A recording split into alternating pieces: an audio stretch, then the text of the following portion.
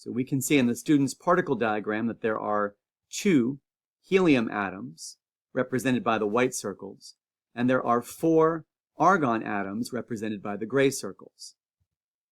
Now that is a 1:2 ratio of helium to argon in the table, but Part A says identify the error in the student's drawing. So the student assumed that there was a 1:2 ratio of helium to argon, which is what they're showing in their particle diagram. However, this data table shows the mass of each gas, not the moles. It shows the mass, not the moles.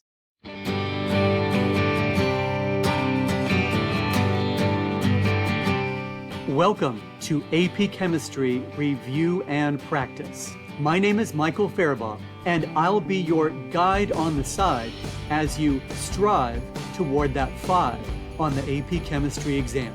Each episode will include answers and explanations to practice problems, along with advice to help you avoid common mistakes. So, are you ready to review and practice for the AP Chemistry exam?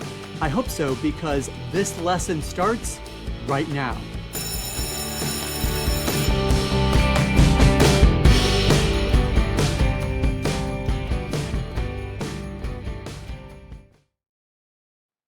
Welcome back to AP Chemistry Review and Practice.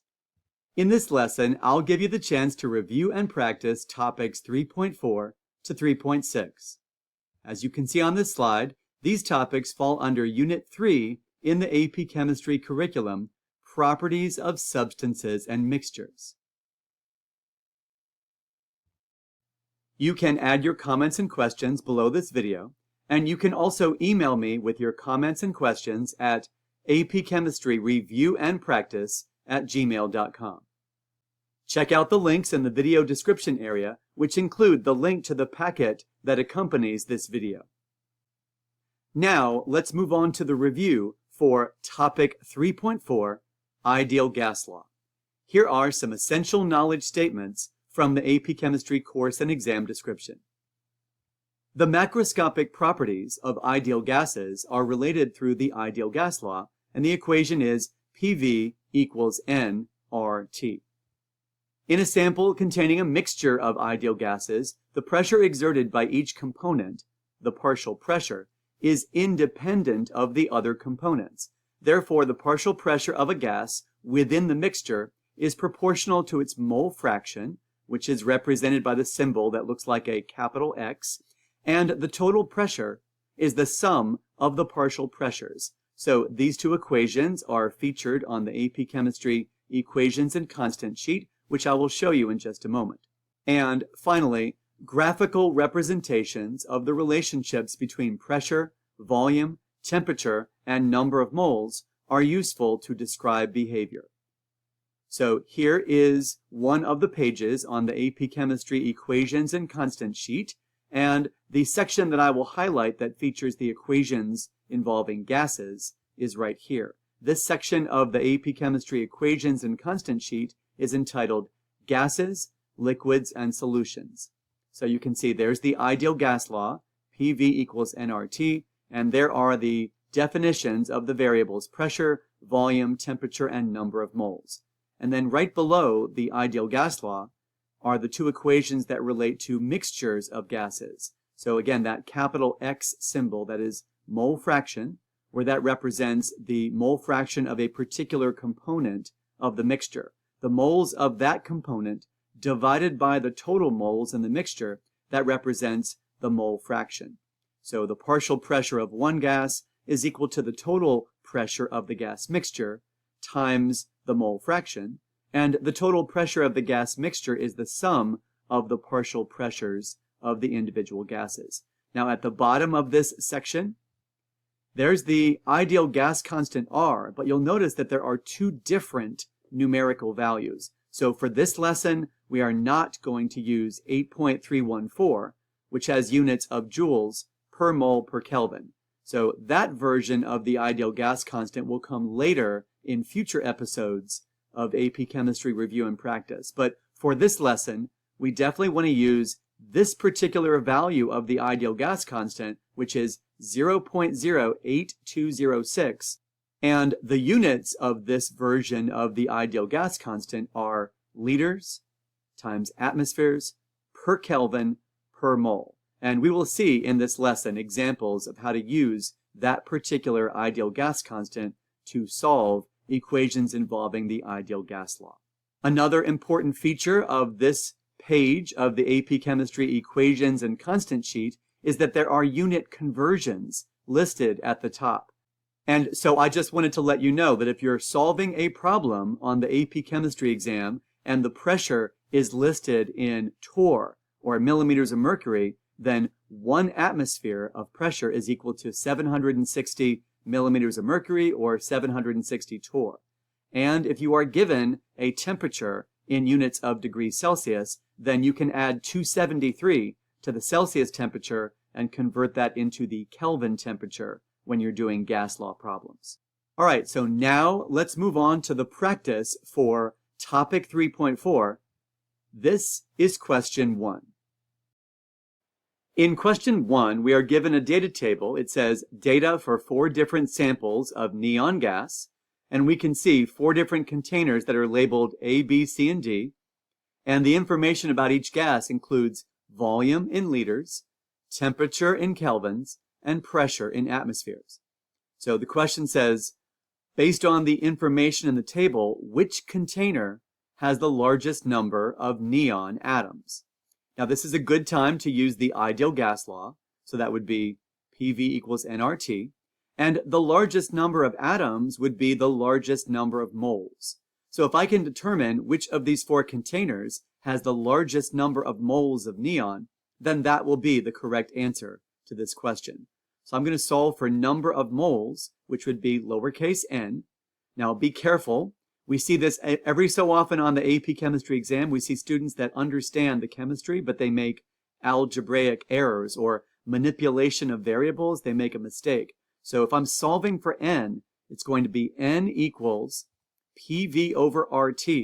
But every so often we see students on the AP Chemistry exam, they make a mistake and they write n equals RT over PV, which is upside down. So again, be careful that you don't make any errors in algebra or manipulating variables.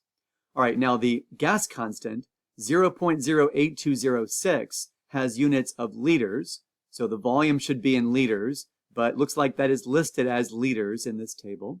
The pressure of the gas should be in units of atmospheres, but we can see that atmospheres are listed there for the pressure units.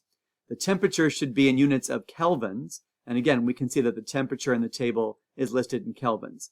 So I do not need to convert from, for example, milliliters into liters. I do not need to convert from Celsius into kelvins, and I do not need to convert from units of, let's say, pressure in torr or millimeters of mercury into atmospheres. I'm just calling attention to the fact that you should pay attention to units when you're solving problems involving the ideal gas law. All right, let's move on to the data for container A. So we have PV over RT. That would be the pressure, which is 3.5 atmospheres, times the volume, which is 1 liter. Now on the bottom, I'm just going to show the variable R. I'm not going to actually put the numerical value into the expression. And then the temperature should be 200 Kelvin. So I have 3.5 times 1 divided by the product of R times 200. Now when I do that math, except for the value R, I get 3.5 divided by 200 is 0.0175 over R. So what I'm doing here is, because this is a multiple choice question, I don't actually need to calculate the number of moles. I just need to answer the question correctly. So as long as I can determine which of these 4 expressions in terms of the letter R is the largest value, then that will be the correct answer to question 1. I'm going to go ahead and continue with containers B, C, and D, and I'll be solving PV over RT in terms of the variable R. All right, let's move on to container B. So now in container B, it's going to be a pressure of 1.5 atmospheres, a volume of 2 liters, and a temperature of 300 Kelvin. So 1.5 times 2 divided by 300. Again, there's that R on the bottom, but if I do this math, 3 divided by 300 is 0.01, and again, that would be over R. So as you can see, I can compare choices A and B. Since the value of 0.0175 over r is larger than 0.01 over r, I'm going to go ahead and eliminate choice B, because we are looking for the largest number of atoms, therefore the largest number of moles of gas. Now I'm going to move on to choice C. So container C would be a pressure of 3 atmospheres, a volume of 3 liters, temperature of 300 Kelvin. So it's going to be 3 times 3 divided by 300. And when I do that math, I get 0.03 over R. Well, since that value in choice C is larger than the value in choice A, let's go ahead and eliminate choice A. And then finally, let's check container D, which has a pressure of 2 atmospheres, a volume of 4 liters, and a temperature of 400 kelvins. So it's going to be 2 times 4 divided by 400, and when I do that math, I get 0.02, and again, that would be over R. So you can see that choice C has a larger value than choice D, so we can eliminate choice D.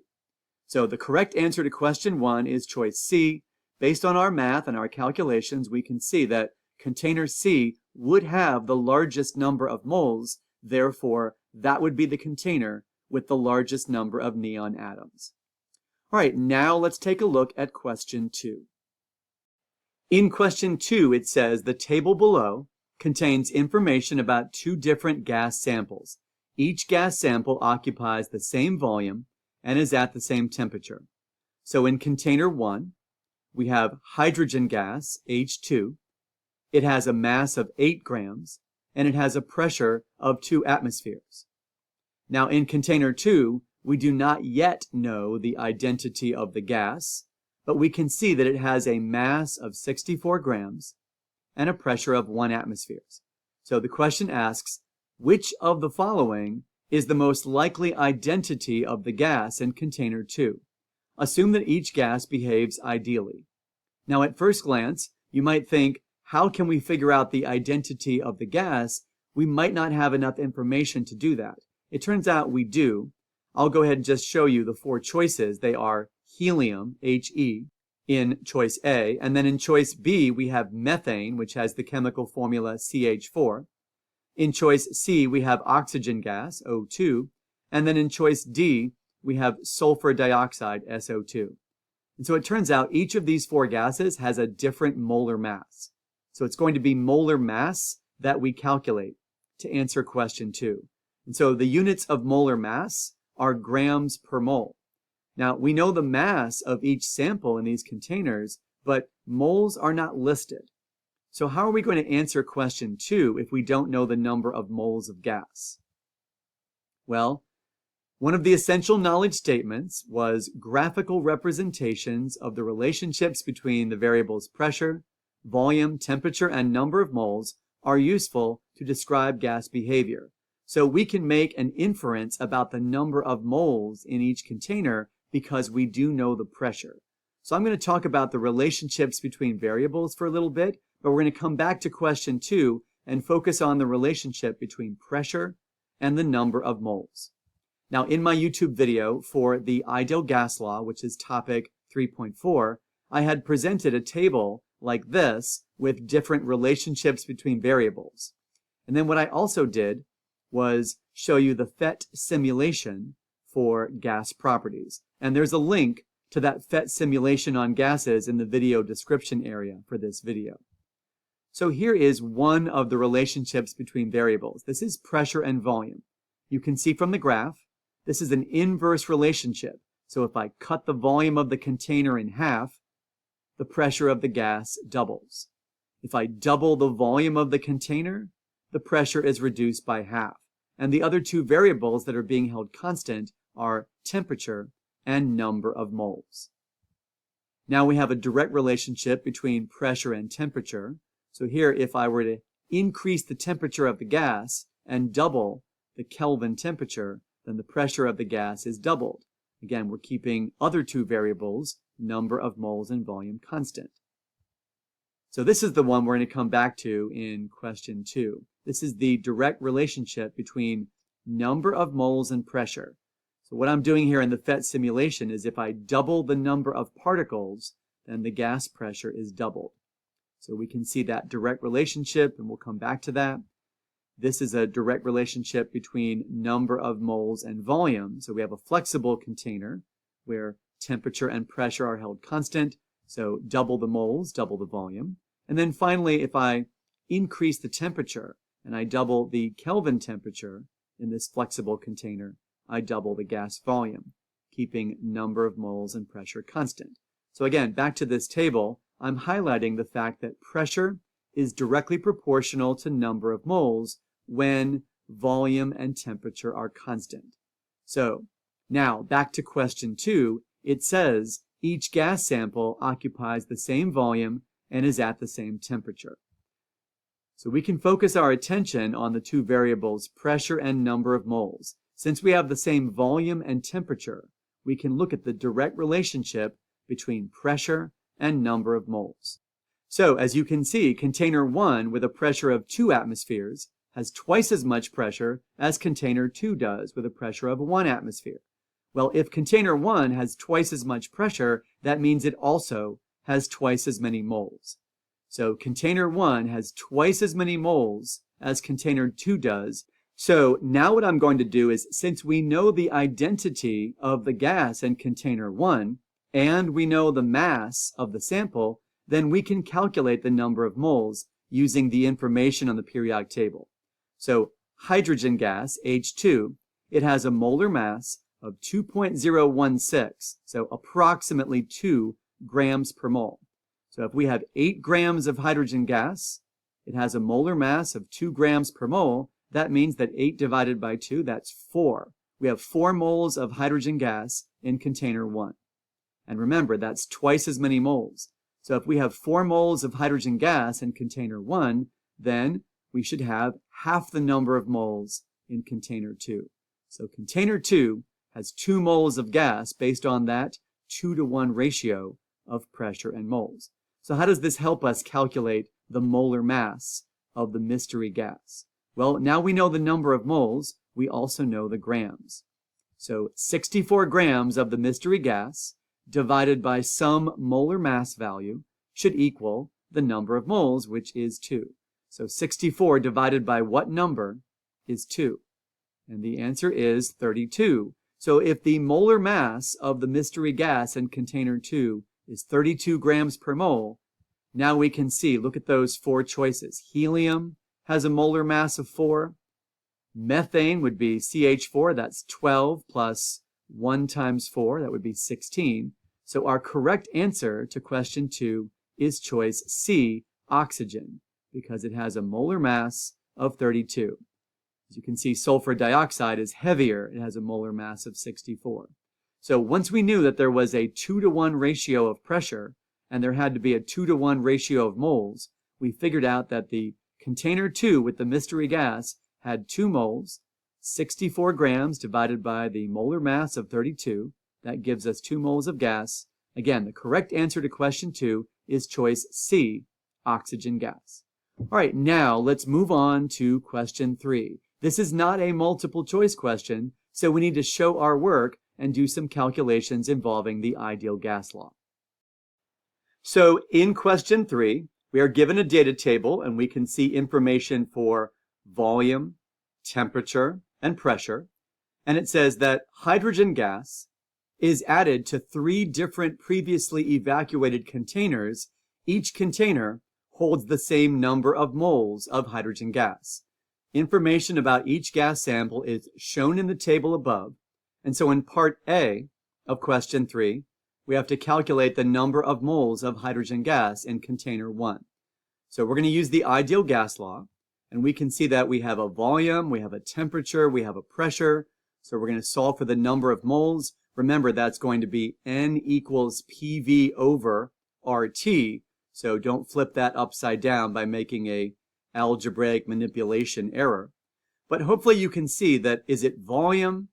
Is it temperature? Is it pressure? Which one of these variables is going to require us to convert from one unit to another? Hopefully you already know the answer to that question. So we have a pressure of 6.74 atmospheres. That's the pressure. We have a volume of 5.00 liters. That's the volume, so P times V. And on the bottom, we have R times T. Now here's the gas constant, 0.08206 with units of liters, atmospheres, per Kelvin and per mole. So I'm focusing your attention on the temperature. So 0.08206 liters, atmospheres per mole per Kelvin. That means that if we put in 40 into this calculation, we will definitely get the wrong answer. And so on the AP Chemistry exam, we do see that students will make that mistake. That is a very common student mistake.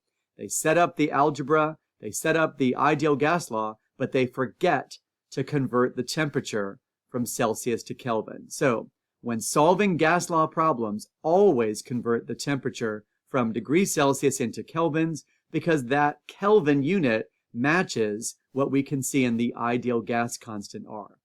Now you may already know this. This is going to be 313 kelvins, but you don't have to memorize it. It's right there on the unit conversion on the section of the AP Chemistry equations and constant sheet. So 40 plus 273, that's 313 kelvins. All right, now we are ready to do our math with the proper units for temperature.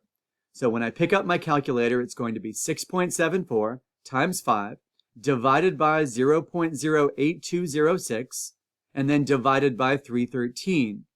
This is my unrounded answer, 1.31206. And looking at the volume, temperature, and pressure, they all have 3 significant figures.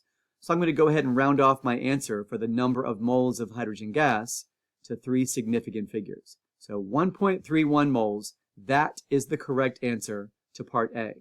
Now, moving on to part B of this question, there's a question mark for container 2. So it says, calculate the pressure in atmospheres of the hydrogen gas in container 2. So you might think, well, now all we have are the volume and the temperature, but we don't have the pressure. And what about the number of moles? Well, it did say in this problem that each container holds the same number of moles of hydrogen. So this is me rearranging the equation for the ideal gas law to solve for pressure. So P equals N times R times T over V. Again, I've got my number of moles, which is going to be 1.31 moles. That's my answer to part A. There's the ideal gas constant, 0.08206 liters, atmospheres per mole per Kelvin. So I'm going to go ahead and put in the 1.31 moles in the numerator of this expression.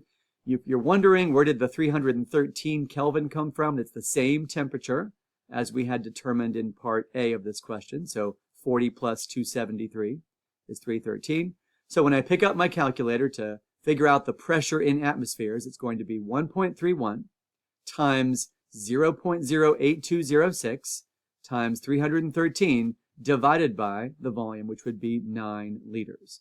So there's my unrounded answer. Again, I'm going to round off to 3 significant figures based on the numbers that I can see here for the other measurements. So it's going to be 3.74, and the units are atmospheres.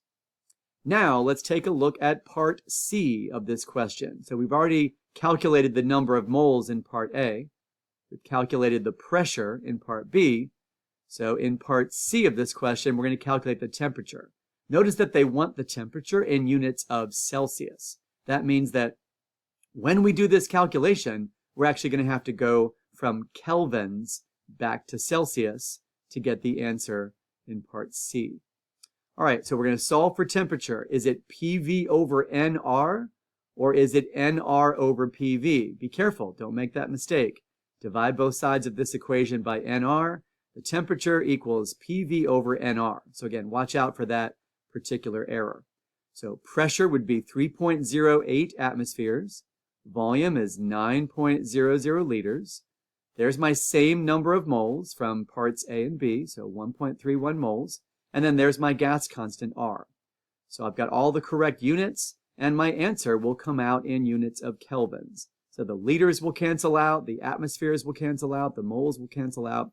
So when I pick up my calculator, I'm going to do 3.08 times 9 divided by 1.31 divided by 0.08206. And that number, which is approximately 258, that's not Celsius, that is Kelvin. So 258 Kelvin is the correct temperature, but they want the temperature in Celsius. So the opposite of add 273 is subtract 273.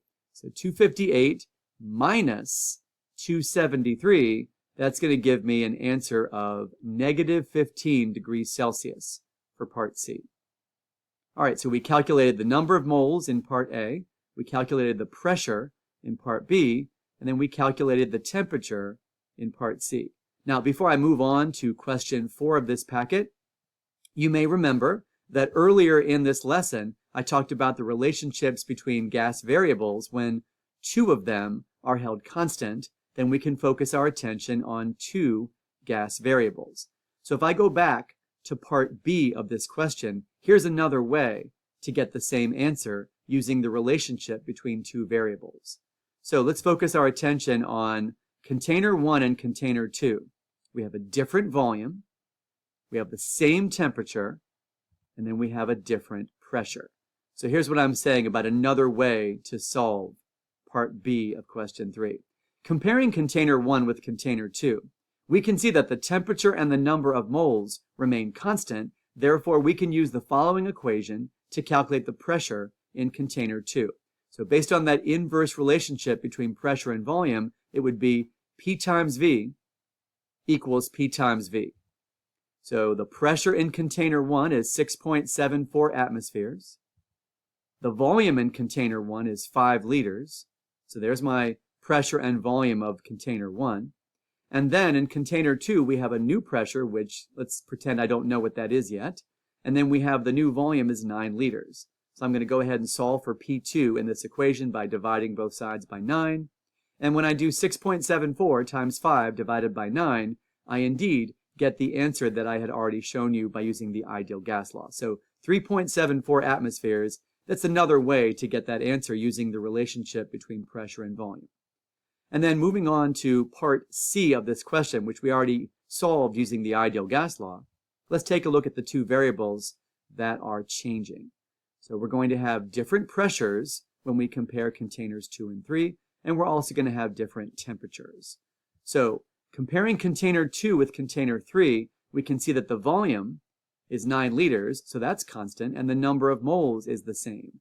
So T over P equals T over P, as long as your temperature is in Kelvin. So not Celsius, but Kelvin. So I could take the 313 Kelvin, and then the new temperature is, let's just pretend I don't know, then we have the pressure of either 3.74 or 3.08. So when I solve for the new temperature in kelvins, it's going to be 313 times 3.08 divided by 3.74, and when I solve for that Kelvin temperature, I indeed get the number that I already mentioned earlier, which is 258 Kelvin, and when we subtract 273, we get negative 15 degrees Celsius. So I just wanted to show any of you watching this video that thought, do I have to use the ideal gas law in parts B and C of question 3? And the answer is you could, but not necessarily. You also could have done a P times V equals P times V equation to solve part B, and then you could have done a T over P equals T over P relationship in that equation for part C. Okay, now let's take a look at question 4. In question 4, it says that helium gas and argon gas are added to a rigid, previously evacuated container. Information about the gas mixture is shown in the table below. So we can see that the mass of helium gas is 1 gram, the mass of argon gas is 2 grams, and it says, based on the information listed in the table above, a student drew the following particle diagram to represent the gas mixture in the container. So we can see in the student's particle diagram that there are 2 helium atoms, represented by the white circles, and there are 4 argon atoms, represented by the gray circles. Now that is a 1:2 ratio of helium to argon in the table, but part A says identify the error in the student's drawing. So the student assumed that there was a 1:2 ratio of helium to argon, which is what they're showing in their particle diagram. However, this data table shows the mass of each gas, not the moles. It shows the mass, not the moles. So the error in the student's drawing is that the student's drawing shows a 1:2 ratio of atoms, but that ratio in the data table is based on grams, not moles or number of atoms. So a good solution to fixing the student's drawing is that let's go ahead and convert from grams to moles using the information on the periodic table for helium and argon. So when you go from grams to moles, you divide by the molar mass. So there's 1 gram of helium in this mixture of gases. Helium is 4 grams per mole, so it's going to be 1 divided by 4, and that means I have 0.25 moles of helium in this container. Now, the molar mass of argon is approximately 40. It's about 39.95. So when I take 2 grams of argon, and I divide by the molar mass, 2 divided by 39.95, that gives me approximately 0.05 moles of argon. So there is not a 1:2 ratio of moles, there's a 1:2 ratio of grams. But when you're considering a particle diagram and the amount of gas, it's not about the grams, it's about the number of moles, the number of particles. So the ratio of moles or atoms is not 2:1 in terms of argon to helium, it's actually 5:1 in favor of helium. So 0.25 divided by 0.05, that means we have 5 moles of helium for every 1 mole of argon. So now, in the box below, draw a particle diagram that is a better representation of the gas mixture. So at a minimum, I need there to be 5 helium particles for every 1 argon particle. That would mean 5 white circles and 1 gray circle. So something like this. Now, if you want to keep going, that's fine as long as you have a 5:1 ratio of helium to argon. So this would be an acceptable answer to part B of this question, or I could have 10 helium atoms and 2 argon atoms, but I'm not going to continue down this road because it's just more complicated to draw. It gets more crowded in there. So I could do, 15 white circles and 3 gray circles, but I think either one of these would be acceptable. So either 5 white circles and 1 gray circle, there's the 5:1 ratio, or you could do 10 helium and 2 argon. All right, now let's move on to part C of this question. And you may recall that earlier in this section with the essential knowledge statements and the equation sheet, I talked about gas mixtures, I talked about partial pressure and mole fraction. So for the first time in this lesson, we can consider partial pressure of each gas in the mixture. So part C says the following. The total pressure of the gas mixture is 12 atmospheres. Calculate the partial pressure of helium and the partial pressure of argon. So again, it's going to be a 5:1 ratio of helium to argon in terms of moles. Therefore, it will also be a 5:1 ratio in terms of the partial pressures. So there are those equations I mentioned earlier. The partial pressure of one gas is equal to the total pressure of the gas mixture times the mole fraction. And the mole fraction is the moles of that one component divided by the total moles. If we count the particles in the particle diagram, there are 6. So how many of those 6 particles are argon? Well, just 1. So there is 1 atom of argon for every 6 atoms total, and when you extend that to a mole ratio, that would be 1/6. There's 1 mole of argon for every 6 moles total, so the mole fraction of argon is 1/6. Now, what's 1/6 times 12? Well, that would be 2. So the partial pressure of argon is 2 atmospheres. And then the mole fraction of helium would be not 1/6, but rather 5/6. So 5/6 times 12 is 10. So the partial pressure of argon is 2 atmospheres. The partial pressure of helium is 10 atmospheres. Again, notice that 5:1 ratio. The pressure of helium is 5 times as much as the pressure of argon because the number of moles of helium is 5 times as much the number of moles of argon. Now, there's one more way that you could have done it, which is very similar to what I just did. You could use variables. So, for example, let x represent the partial pressure of argon. And since we have 5 times as much for the pressure of helium, then let 5x represent the partial pressure of helium. And if x plus 5x is the total pressure. That would be 6x equals 12 atmospheres. 6x equals 12. X equals 2. Then that means that X represents the partial pressure of argon, which would be 2 atmospheres. And then 5x, so 5 times 2 is 10, that would represent the partial pressure of helium. So hopefully that makes sense. And so now we've answered all parts of question 4. So let's move on to question 5. In question 5, we are collecting a gas by the method of water displacement. Now, if you're watching this video and you're a little bit confused, you don't really know what the method of water displacement is, you've never done an experiment like this in the laboratory, don't worry, I will talk you through what exactly does this experiment do, and I'll explain how things work. So I'm going to read the information for question 5. It says, a student performs an experiment to determine the molar mass of compound X, a gaseous substance in a pressurized container.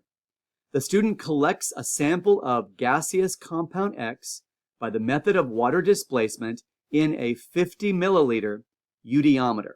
Now that word eudiometer, it's a type of gas collection tube. Initially, that upside down tube that you can see in the diagram, it was full of water. At the very beginning of this experiment, that eudiometer was full of water.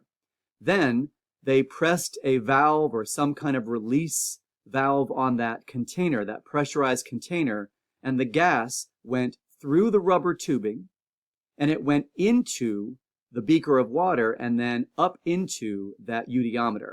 And so as the gas goes in, the water is pushed out. So that's what the method of water displacement means, where the gas displaces the water inside that gas collection tube, which is known as a eudiometer. Okay, now after collecting the gas, the student adjusts the position of the eudiometer by raising it or lowering it as necessary until the water levels inside and outside the eudiometer are the same. Now, if you're wondering why is that necessary, the reason why that's necessary is because we need the pressure inside the tube to be the same as the pressure outside the tube. So there's the atmospheric pressure in the room, in the laboratory, on the day you do the experiment, but then the pressure inside that gas collection tube, the pressure inside that eudiometer, must be the same as the pressure outside, because that makes the calculations easier. And I'll talk more about that when we get to this part of the question where you have to calculate the pressure of the dry gas. Now it says, a partial data table for the experiment is also shown. Let me go ahead and analyze some of the details of that data table. So we have the initial mass of the pressurized container. So that's how much the container weighs before we press the valve and release some gas. So it was 175.034 grams, but then after releasing some of the gas and collecting it, then the container weighs less. It weighs 174.851. So that difference in mass will tell us how much gas was released and collected during this experiment. Now, the initial volume of the gas is 0 milliliters because, remember, that tube, that upside-down tube, that eudiometer, it was full of water at the beginning of the experiment. So there was no gas collected at the very beginning because it was full of water. But the final volume of the gas, it says, what should the student record for the volume of the gas? We can zoom in on that diagram, and we can see that the amount of gas collected is going to be somewhere between 45 milliliters and 46 milliliters. Now, if I look closely, I realize that each line printed on this piece of glassware is actually worth 0.1 milliliters. You should always read a piece of glassware to 1 decimal place smaller than what the lines are worth. We need to read the volume of gas to 2 decimal places. So if I look at the bottom of the meniscus, it's going to be somewhere between 45.2 and 45.3. So the bottom of the meniscus is somewhere between 45.2 and 45.3. So I'm going to estimate it's roughly halfway in between. So I'm going to read the volume in part A as 45.25. Now, if the bottom of the meniscus had been exactly on the line, I would have said perhaps 45.20 or 45.30. So I still would go to 2 decimal places, even if the bottom of the meniscus was exactly on the line. All right, so 45.25, I read that piece of glassware according to the precision of the lines that are printed. Now let's move on to part B of question 5. In part B, it says, given that the vapor pressure of water, and I'll explain what we have to do in our next part here. We're talking about the method of water displacement. Given that the vapor pressure of water at 22 degrees Celsius is equal to 0.0261 atmospheres, calculate the partial pressure in atmospheres of the dry, and again, that word dry means without the water vapor mixed in with it. So the dry gaseous compound X that was collected in the eudiometer in this experiment. Remember, I talked about raising and lowering the tube so that the water level inside is equal to the water level outside. It says, assume that the total pressure of the gas mixture in the eudiometer is equal to the atmospheric pressure in the laboratory.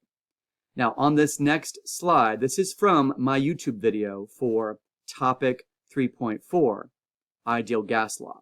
And so here's a diagram talking about how in the laboratory, water displacement can be used to collect a sample of gas. And you would typically do this if you had a gas that did not react with water or dissolve very much in water. So initially, you fill your collection bottle or your collection tube full of water, and it's going to be upside down, so it's inverted.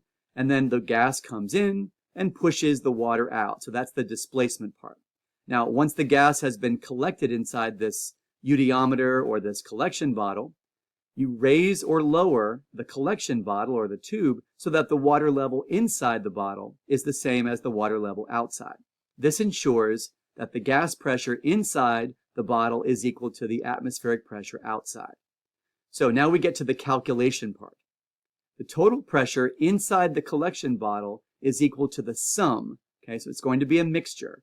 The sum of the partial pressure of the gas that you actually collected, but there's always going to be a little bit of water vapor in that space above the surface of the water. So we have to subtract the vapor pressure of the water to get the pressure of the dry gas. And it says, values for the vapor pressure of water at various temperatures can be found in a reference table. So here's that equation, and again, this was from my YouTube video for topic 3.4.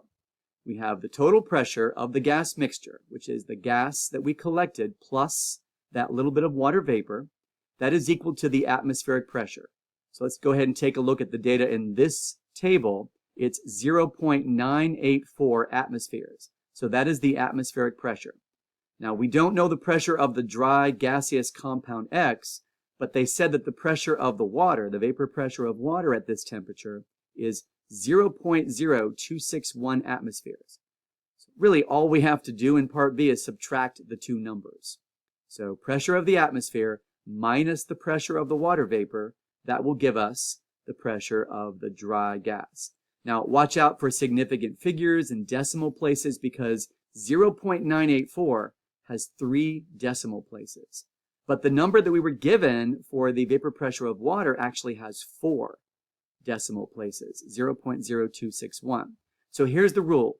When you subtract two measurements, when there's different numbers of decimal places based on different levels of precision, you always round off your final answer for a subtraction like this based on the measurement that has the fewest decimal places. So since 0.984 only has 3 decimal places, I'm going to report my final answer to 3 decimal places. So not 0.9579 as I got on my calculator, but rather 0.958.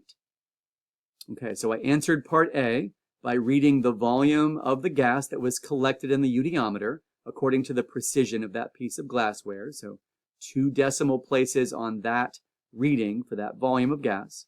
And then I just subtracted 2 numbers, but I rounded off my answer to the proper number of decimal places based on the measurement with the fewest decimal places.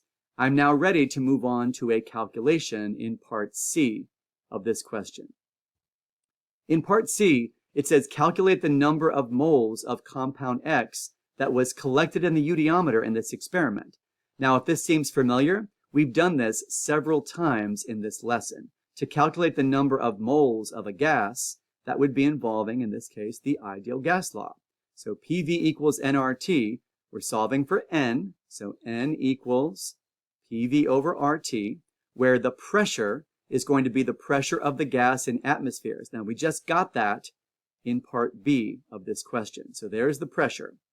The volume should be in liters. The volume should be in liters based on the units of the ideal gas constant. So you can see it's liters, atmospheres, moles, and kelvins. So I'm not going to put 45.25 into my calculation. So how do I go from milliliters to liters? Hopefully you know that there are 1,000 milliliters in 1 liter. So the volume of gas collected is not 45.25, but rather 0.04525.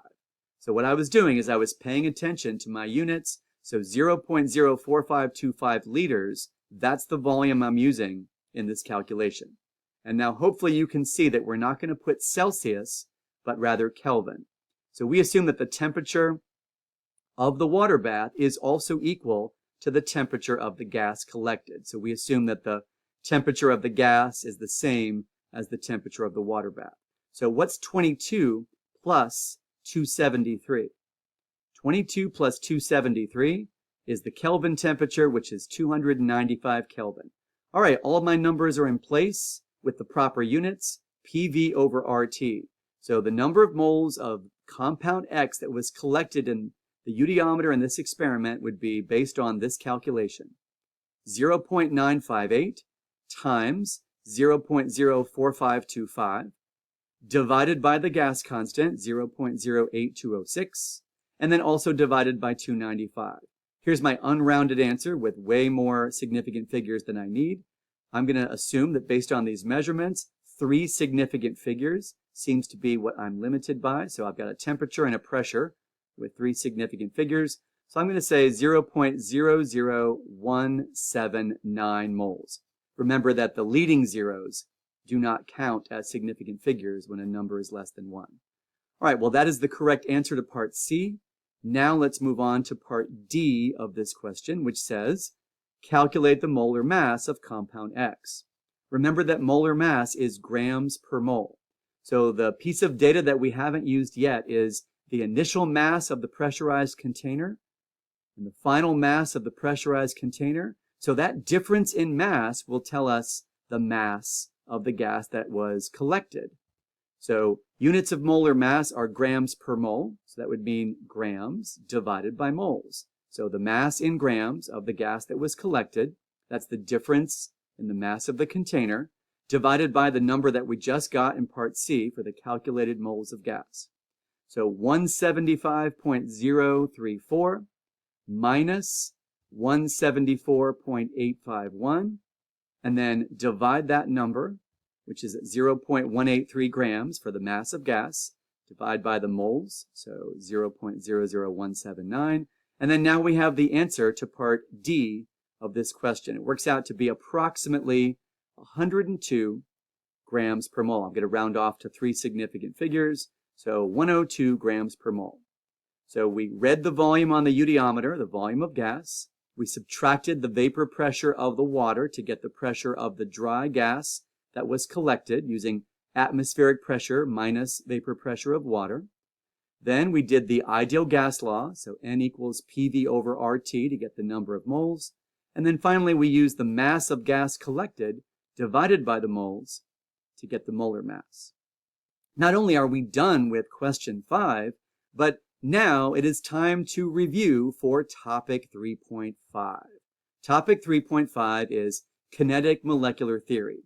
Here are some essential knowledge statements from the AP Chemistry course and exam description. The kinetic molecular theory, or KMT for short, relates the macroscopic properties of gases to motions of the particles in the gas.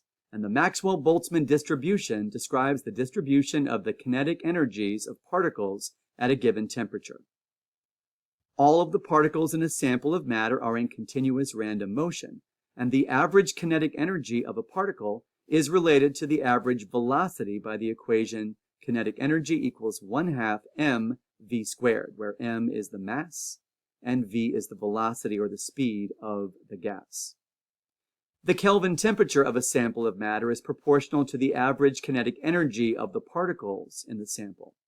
And the Maxwell-Boltzmann distribution provides a graphical representation of the energies or velocities of the particles at a given temperature.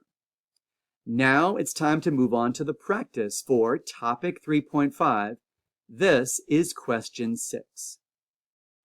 In question 6, it says, equimolar amounts of gas, which means same number of moles of gas, equimolar amounts of gas are added to 2 flasks labeled as A and B.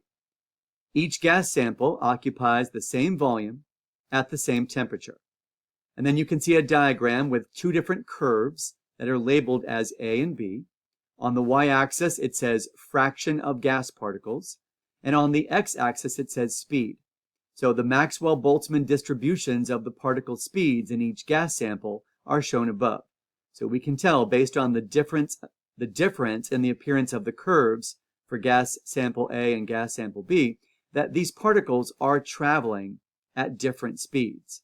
So we can see that from the different appearance of those curves. So the question asks, which of the following statements is true regarding gas samples A and B? I'm going to start with choice A. In choice A, it says that gas sample A contains a greater number of gas particles than gas sample B.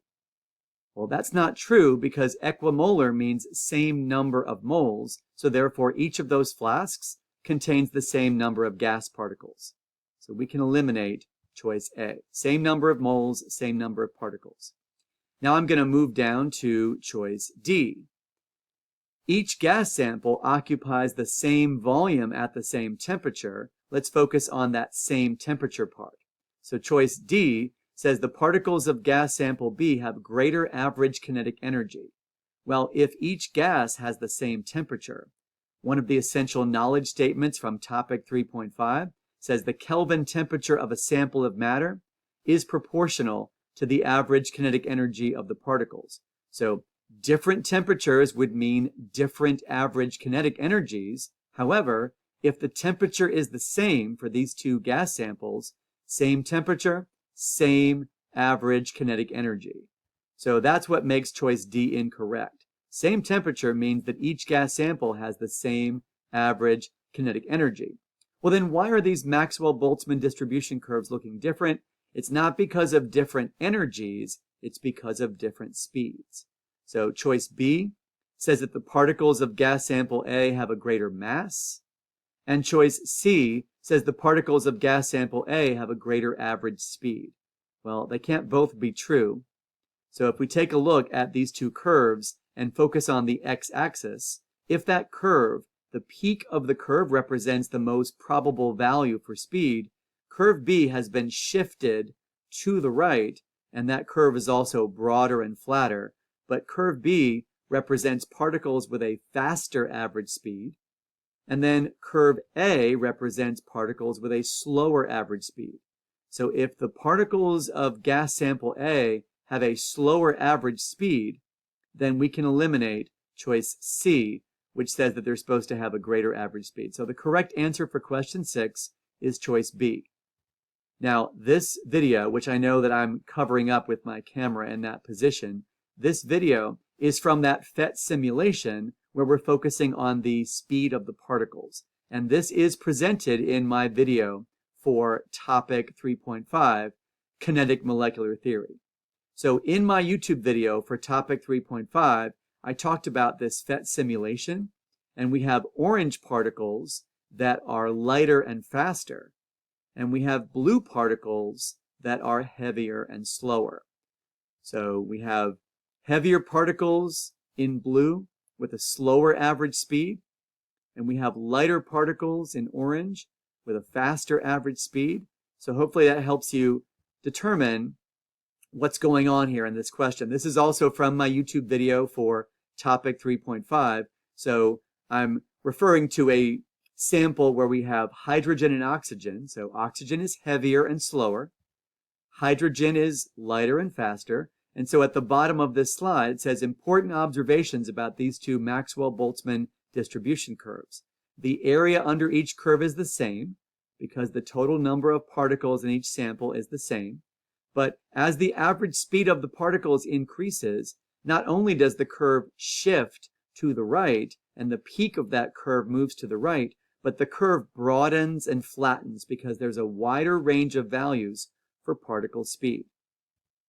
And this is going to be in the video description area. You can find the link for this Desmos interactive activity where you can look at these curves, these Maxwell-Boltzmann distribution curves. And if you move the slider in the Desmos activity and you change either the temperature of the gas or you change the mass of the gas particles, you will definitely see how these Maxwell-Boltzmann curves will be affected. So go check out the link in the video description area below this video for those curves, the Maxwell-Boltzmann curves, that Desmos activity that's very helpful and practical for you to use. Okay, so again, the correct answer to question 6 is choice B. We know that gas sample A has a slower average speed, and so the particles of gas sample A are going to be heavier and slower. The particles of gas sample B are going to be lighter and faster. Now let's move on to question 7. Now in question 7, we're not talking about the mass of the particles like we were in question 6. Now we're going to talk about the temperature. So in question 7, it says the graph above shows the Maxwell-Boltzmann distribution of particle speeds in a sample of gas at a certain temperature. Which of the following graphs shows distribution of the particle speeds for the same gas? Again, we're not changing the identity of the gas, but we're going to change the temperature. So looking for a higher temperature as a dashed curve. So again, in my video, my YouTube video for topic 3.5, kinetic molecular theory, I had presented these two curves, and we can see that one of them is a slower speed, and that would be the lower temperature. And then the other curve is a faster speed. That would be the higher temperature. So of these four choices, we are looking for a curve that is shifted the peak to the right, but also is broader and flatter. So it's going to be shifting that curve toward the right at a higher temperature, but also broader and flatter. So correct answer is not choice A. We're not just sliding the curve over with no change to the shape. You can see the correct answer is choice D. The peak has been shifted to the right, indicating a faster average speed at the higher temperature, but it's also broader and flatter. So correct answer is choice D. Now, one more example here in this lesson. This is question 8. So question 8 also relates to this concept of topic 3.5, kinetic molecular theory. We have two different gases in container 1 and container 2. It says, based on the information in the table above, which of the following descriptions of the gas particles in containers 1 and 2 is completely true? Let's focus on average kinetic energy, and then we'll focus on average speed. So for average kinetic energy of the gas molecules, I'm going to look at the temperature. That's really all I have to focus on. When I'm considering average kinetic energy of the gas molecules, it's not about the masses, it's about the temperature.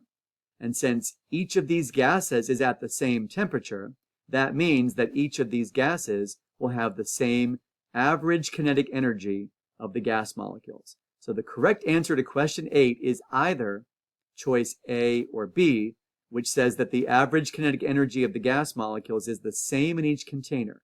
Same temperature, same average kinetic energy. I will eliminate choices C and D. Now, is it slower in container 1 or is it faster in container 1? As far as the average speed of the gas molecules, let's consider how much they weigh. Now, you don't see grams listed in this table. It's not going to be the mass of the actual gas sample. It's going to be the mass of the particles. Let's look on the periodic table and figure out how much does a molecule of CH4 weigh and how much does a molecule of C2H6 weigh. Well, carbon weighs 12 on the periodic table and hydrogen weighs 1. So 12 plus 4 is 16, and then 12 times 2 would be 24, plus 6 is 30. So the gas particles in container 1 are lighter and faster. The gas particles in container 2 are heavier and slower. So the correct answer to question 8 is faster average speed in container 1. Again, lighter particles, faster average speed. So correct answer to question 8 is choice B. Now it's time to move on to the review for topic 3.6, deviation from ideal gas law. Here is an essential knowledge statement from the AP Chemistry course and exam description. The ideal gas law does not explain the actual behavior of real gases. Deviations from the ideal gas law may result from interparticle attractions among gas molecules. In other words, the gas particles begin to feel an attraction to their neighboring gas particles. And that happens particularly at conditions that are close to those resulting in condensation, where you're changing from a gas to a liquid. And now deviations from ideal gas law behavior may also arise from particle volumes, particularly at extremely high pressures. So at low temperatures, especially conditions close to condensation, changing from a gas to a liquid, the gas particles can start to experience attractive forces. So low temperatures can result in deviations from ideal gas behavior. So again, that was the review for topic 3.6. Now let's move on to the practice for topic 3.6.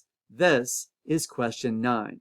So what question 9 is asking us to do, it says, under which of the following conditions of temperature and pressure will hydrogen gas be expected to behave most like an ideal gas? So most like an ideal gas, not deviating from ideal behavior, but behaving like an ideal gas. So we have to choose 100 or 1,000 for the Kelvin temperature, and then we have to choose 0.1 or 100 for the pressure. So remember, at low temperatures, especially at conditions close to condensation, the gas particles can start to experience attractive forces. Low temperatures can result in deviations from ideal gas behavior. So we don't want to choose low temperatures in question 9. We're trying to find conditions where the hydrogen gas particles can be expected to behave most like an ideal gas. So not low temperatures, not 100 Kelvin, 1,000 Kelvin. So the correct answer to question 9 is either choice C or D. Now, what about the pressure values? Well, it said that deviations may also result from particle volumes, particularly at extremely high pressures. So at high pressures, now the volumes of the gas particles themselves will no longer be considered to be negligible or unimportant. High pressures can result in deviations from ideal gas behavior. So to answer question 9, we don't want to choose high pressure, we want low pressure. So that's why the correct answer to question 9 is 1,000 Kelvin, so high temperature, and then 0.1 atmosphere, low pressure. So when does a gas behave most like an ideal gas? At conditions of high temperatures where they're moving very fast, not experiencing attractive forces, just sort of bouncing around very quickly, and low pressures. So low pressures would favor ideal gas behavior. Otherwise, very high pressures will start to cause deviations from ideal behavior. All right, correct answer to question 9 is choice C. Now let's take a look at question 10. In question 10, we are given a data table, and it says the identity of the gas, which is either HCN gas or CO2 gas. We have amount of gas in moles, it's the same for both. We have volume in liters, the same for both. Temperature in Kelvin is the same. And then we have the pressure calculated from the ideal gas law, which is 2.67 atmospheres. But then that last column, this has to do with the possible deviation from ideal gas behavior. So we have numbers of 2.58 and 2.64. So the question says that the Lewis diagrams of HCN and CO2 are shown below, and the experimental data in the table above indicates that HCN gas, which has an observed gas pressure of 2.58 atmospheres, shows a greater deviation from ideal gas behavior than CO2 gas does. Which of the following best explains this observation? Now, before I look at the 4 answer choices here in question 10, I will show you some information that I had presented in my YouTube video for topic 3.6. Again, deviation from ideal gas behavior. So on the left, we have a particle diagram of an ideal gas at a high temperature. On the right, we have a particle diagram of a real gas at a low temperature. So in the ideal gas at high temperature, there's no attractive forces between the gas particles. So this particle is about to collide with the container wall. But then in the other particle diagram, because it's at a lower temperature, there's some attractive forces between the gas particles. So this particle that's about to collide with the container wall, it feels some attraction to its neighboring gas particles, and this causes the particle to collide with the container wall with a smaller force of impact. Again, deviation from ideal gas behavior. So in my YouTube video for topic 3.6, I said the effect of interparticle attractions on the observed gas pressure. Now, in an ideal gas, it is assumed that there are no attractive forces between the gas particles. However, the particles of a real gas do experience attractive forces, and this effect is especially noticeable when the gas temperature is relatively low.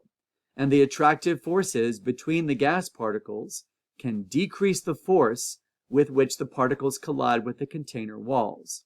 This causes the observed pressure of a real gas to be less than the value predicted by the ideal gas law. And that's what's happening here for HCN.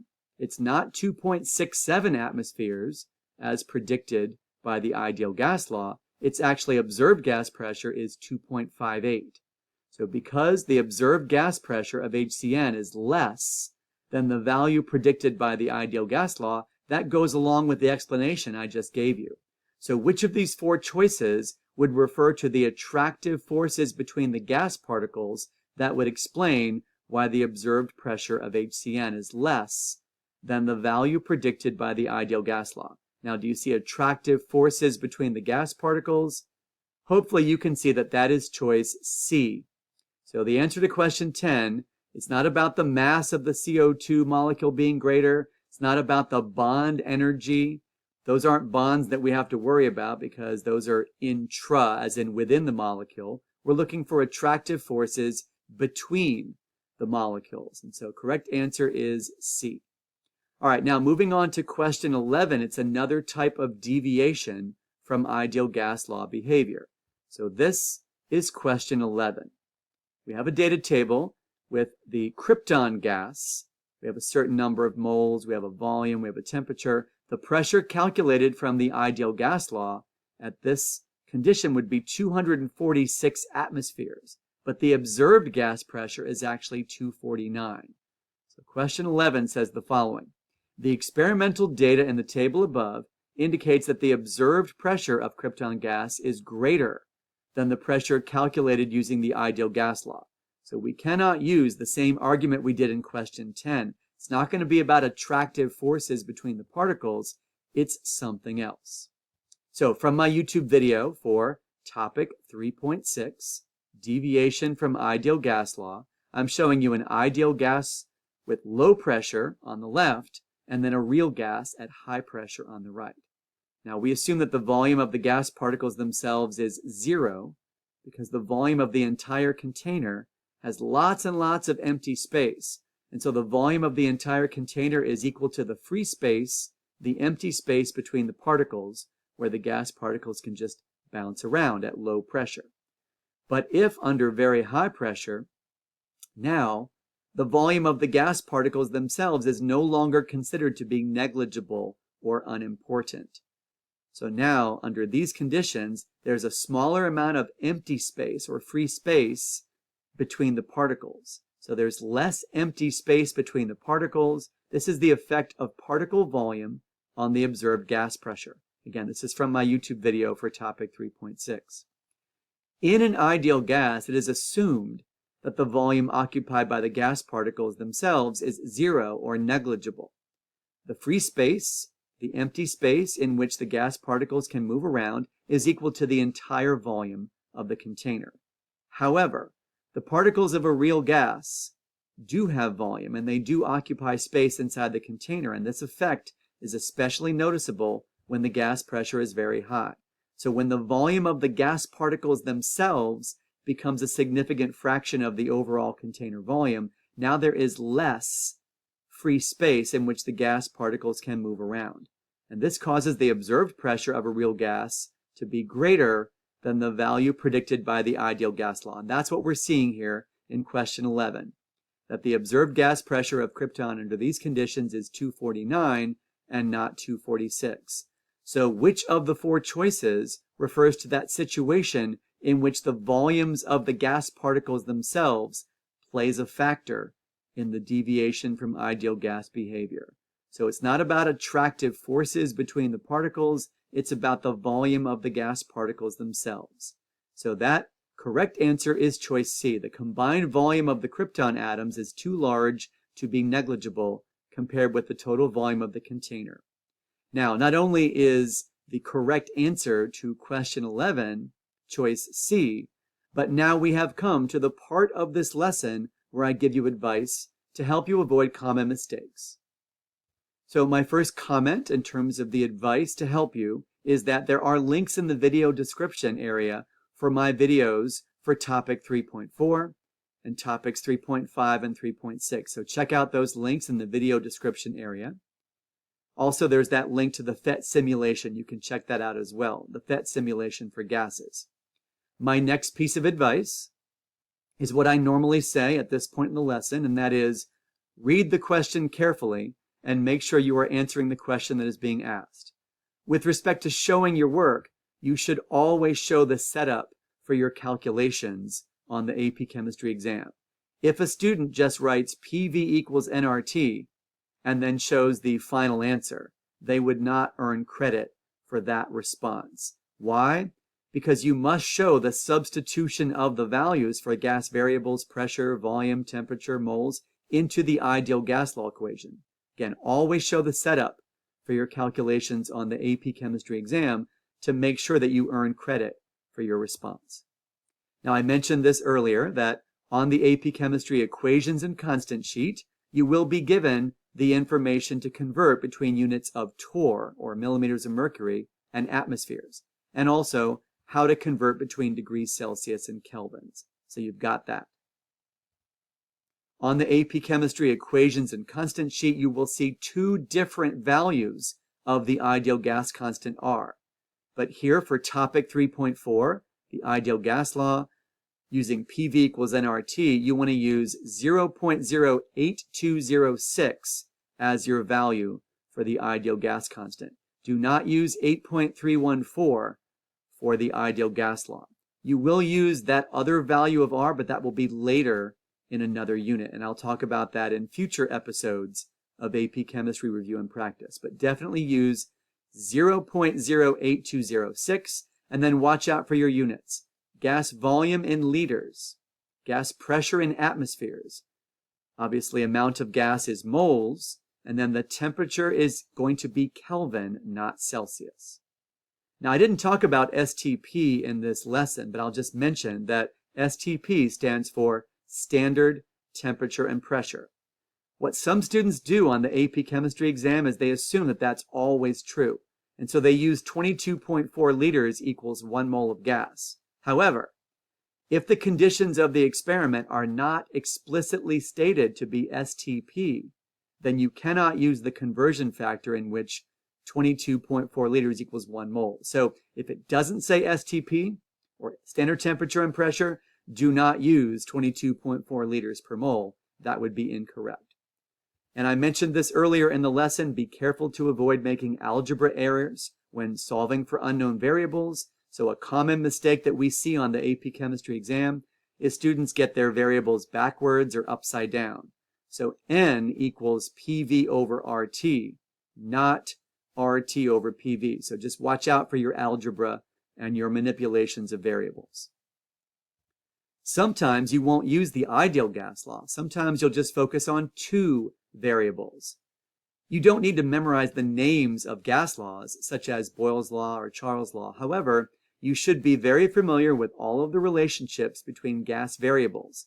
So pressure and volume are inversely proportional when number of moles and temperature is constant. So I'd mentioned that in this lesson. I talked about different relationships between variables, so feel free to explore my YouTube video for topic 3.4 where I go to those details.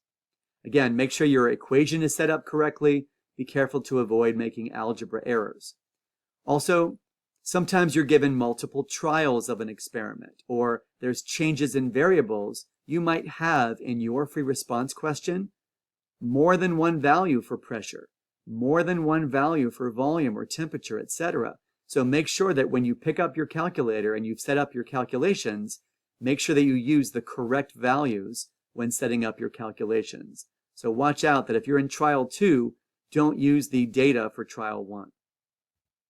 With respect to the average speed, it depends on the mass of the gas particles themselves. It does not depend on the mass of the entire sample.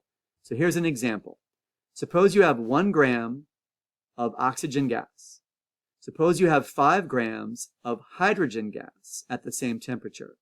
You're not comparing the 1 with the 5. That's the mass of the entire gas sample. Instead, look on the periodic table and realize that oxygen is actually heavier than hydrogen. So it's not about comparing the mass of the gas sample, but rather the mass of the particles themselves. So oxygen is heavier and slower than hydrogen, and that comes from the information on the periodic table.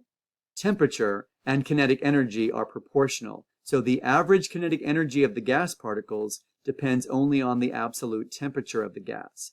If 2 gas samples are at the same temperature, then the gas particles in each sample have the same average kinetic energy.